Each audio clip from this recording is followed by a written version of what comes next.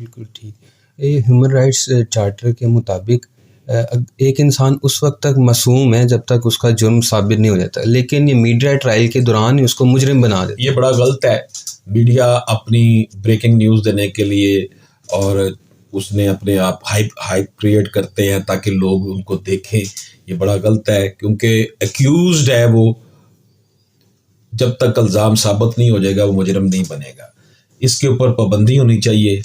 तो इस तरह ये जो क्लिप्स चलाते हैं, बीपर चलाते हैं टीवी चैनल्स, यूट्यूब पर, जनाब फ़ौरन उसने ये कह दिया, उसने वो कह दिया, इसके ऊपर मैं समझता हूँ कि कानून साजी होनी चाहिए कि जब ट्रायल किसी का हो रहा हो तो मीडिया ट्रायल ना उसका हो। मीडिया में वो खबरें नहीं आनी चाहिए, अगर आए भी तो इस तरीके से आए कि कोई नेगेटिविटी ना सामने आए।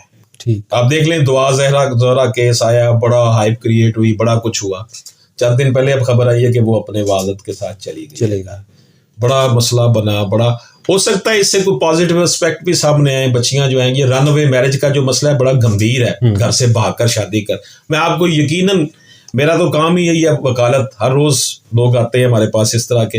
रन अवे मैरिज 99.9% नाकाम हो जाती है, घर से भागकर जो लोग शादी करते हैं।